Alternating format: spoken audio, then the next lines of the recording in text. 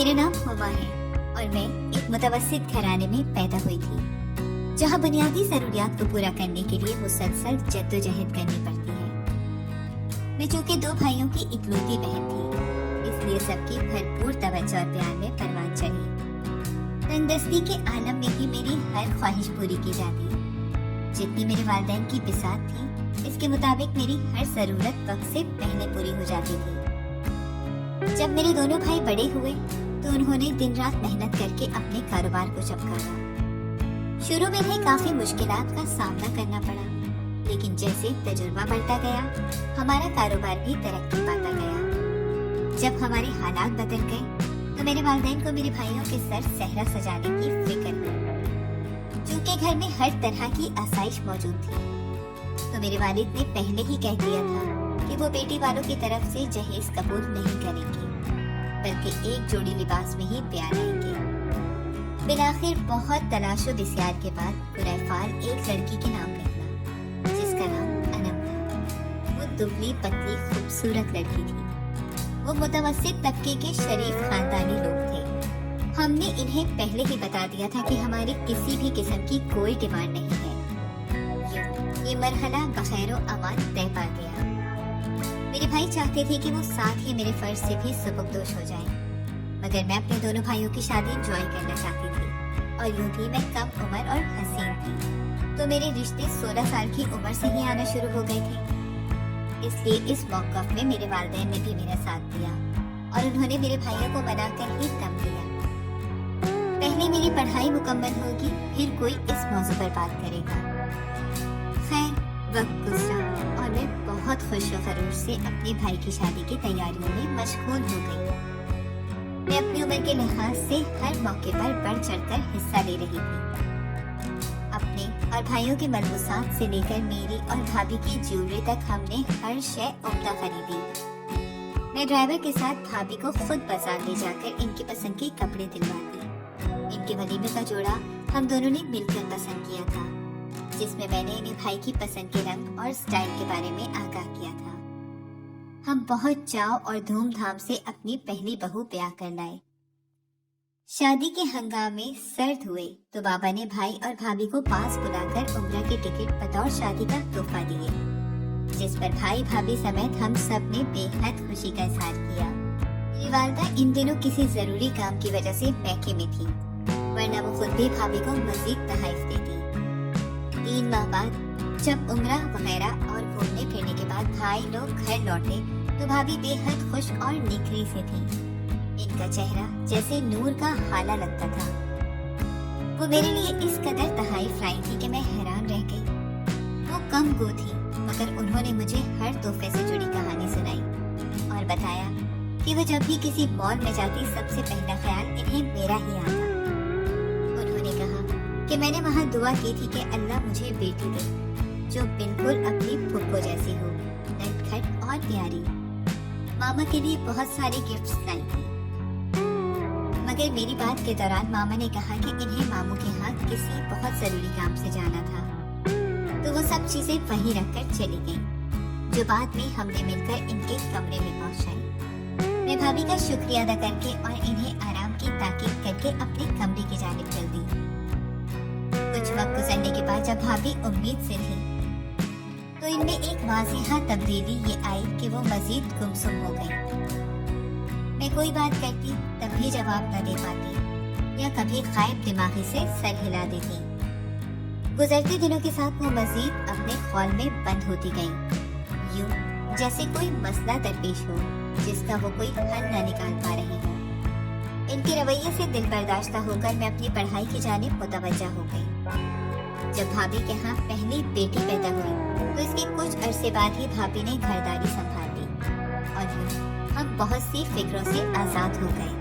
میں چونکہ گھر میں اکیلی ہوتی تھی تو مجھے لگا تھا کہ اب مجھے میری ہم عمر سہیلی مل جائے گی، مگر میں غلط تھی۔ بھابھی اپنے سارے کام نپٹا کر کمرے کی راہ لیتی اور شام کو دوبارہ کام کر کے کمرے میں چلی جاتی۔ میں نے اگر کبھی ان سے ہنسی مذاق کرنے کی کوشش بھی کی تو ان کی سنجیدگی نے ناکام بنا دی۔ ایک دن لاؤنج میں بیٹھی یوں ہی میرے دل میں خیال آیا کہ دیکھو تو صحیح आखिर भाभी इतनी देर कमरे में बंद रहकर करती क्या है। यूं एक रोज जब वो मामूल के काम करके कमरे में बंद हुई, मैं इनके दरवाजे के साथ कान लगाकर खड़ी हो गई कि देखूं तो सही आखिर मामला क्या है, मगर कोई खातिर ख्वाह मालूमात न मिल सकी। कमरे में दबीस खामोशी थी और शायद कोई हल्की आवाज होती भी तो दरवाजे की वजह से बाहर तक न आ रही होती। यही सोचकर मैं पीछे हट गई कि अब सुबह इनके आने से पहले कमरे में छुप जाऊंगी। अगले दिन भाभी अपनी काम करके कमरे का रुख करती, इससे पहले मैं अलमारी के पीछे जो खिड़की थी इनके पर्दों के पीछे छुप गई और इंतजार करने लगी कि देखो भाभी आकर क्या करती है। थोड़ी देर बाद जब वो आई तो पहले बेड पर गिर पड़ने के अंदाज में बैठी, जिसका अंदाजा मुझे धम की आवाज से हुआ। मैं पर्दे के पीछे से मुकम्मल निकलकर जायजा नहीं ले सकती थी, इसलिए दम साधे वहीं खड़ी रही। थोड़ी देर बाद कमरे में चलने की आवाजें आना शुरू हो गईं, जिससे मैंने अंदाजा लगाया कि वो कमरे में वॉक कर रही हैं। ज़ोहर के अज़ान के वक्त इनके कदम रुके और कमरे में एकदम मुकम्मल खामोशी छा गई। थोड़ी देर बाद जब वो कमरे से बाहर निकली तो मैं जल्दी से भागकर बाहर आई और अपने कमरे में जाकर ही दम लिया। मुझे ऐसा लग रहा था जैसे फिजा में एकदम ऑक्सीजन की कमी हो गई है। मैंने लंबे लंबे सांस लेकर खुद को पुरसुकून किया, लेकिन मैंने अपने इर्द गिर्द एक हिसार सा महसूस किया। मैंने इरादा किया कि आइंदा भाभी के कमरे में कभी नहीं जाऊंगी। यूं काफी अरसा बीत गया। भाभी के यहाँ जब ऊपर तले 2 बेटियों की पैदाइश हुई तो इनके रवैये में अजीब सा बर्ताव आ गया। वो ज्यादातर अपने कमरे में लॉक लगाकर बंद रहती और किसी को भी अंदर जाने की इजाजत न देती, हत्ता कि वो मेरे भाई से भी खुलूत इख्तियार कर लेती। भाई के साथ भी मैंने इन्हें कम ही हंसता मुस्कुराता देखा। वो अक्सर खामोशी से इनके आगे खाना रखकर किसी और काम में मशगूल हो जाती। अगर मैंने इनके अवाइल दिनों की शाहिद न होती तो यही समझती कि ये इनकी फितरत है, मगर शुरू का कुछ सुनहरी वक्त मेरे जहन के पर्दे पर बिल्कुल ताज़ा था, जब भाभी भाई के हर काम बड़े चाव से करती और पूछ पूछ कर इनकी पसंद की डिशेस बनाती। ऐसा नहीं था कि वो इनकी पसंद के खाने नहीं बनाती थी, वो हमेशा इनकी पसंद का ही खाना बनाया करती थी, मगर इनकी आंखों की वो चमक कहीं नजर नहीं आती थी जो इनके अंदरूनी खुशी का इजहार करती थी। इसकी जगह इनकी आंखों में खौफ और वीरानी हिलकोरे लेती नजर आती। बेशक वो जुबान से कुछ भी नहीं कहती थी, मगर इनका चेहरा साफ जाहिर करता था। वक्त यूं ही गुजरता रहा। भाभी के यहाँ जब तीसरे बच्चे की विलादत मुतवक्का हुई तो वो अजीब गुमसुम और परेशान सी दिखाई देती। मैं इनके बर्ताव को लेकर बहुत परेशान थी और इससे भी ज्यादा पुरतजस्सुस थी कि आखिर भाभी इतना देर कमरे में अकेली बच्चों के साथ करती क्या है।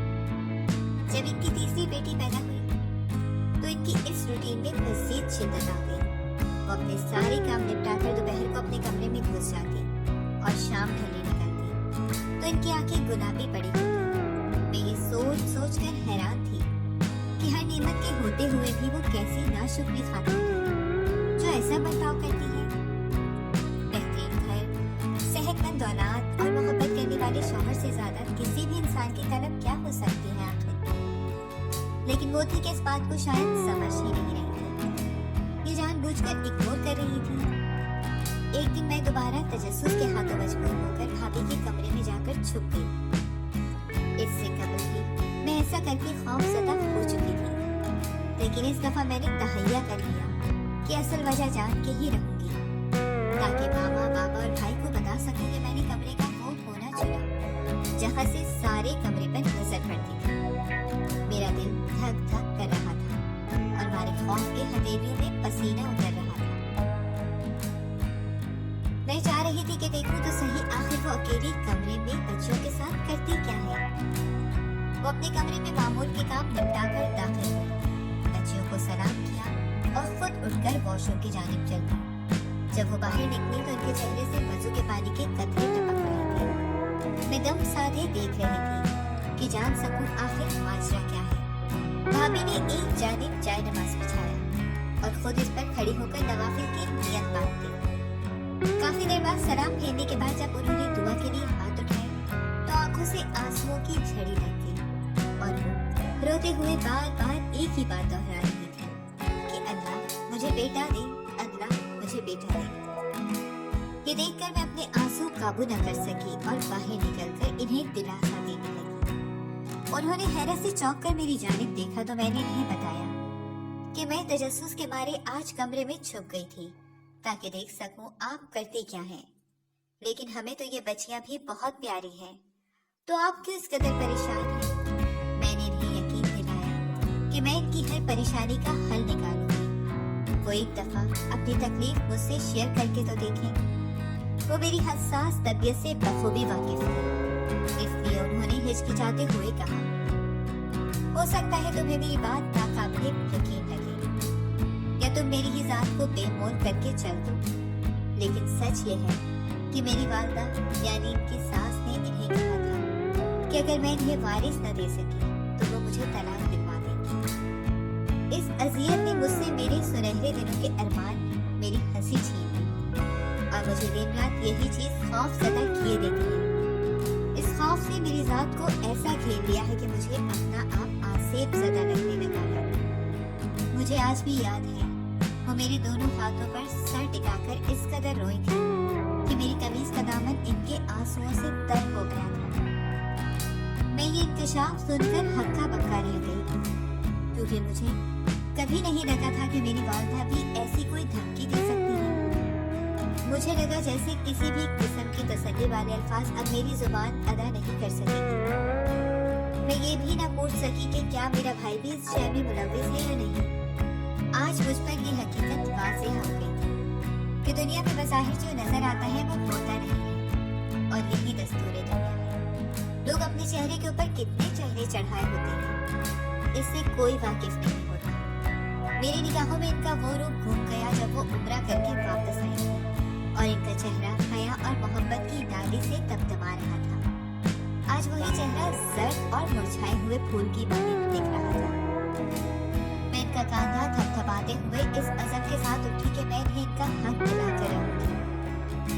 अगले कुछ दिन यूं ही कश्मकश में गुजर गए। फिर मैंने फैसला किया कि ये बात मैं बाबा के साथ बिठा कर करूंगी और भाइयों को इस सब की भिनक भी नहीं पड़ने दूंगी, ताकि माँ का वकार और इज्जत बरकरार रहे।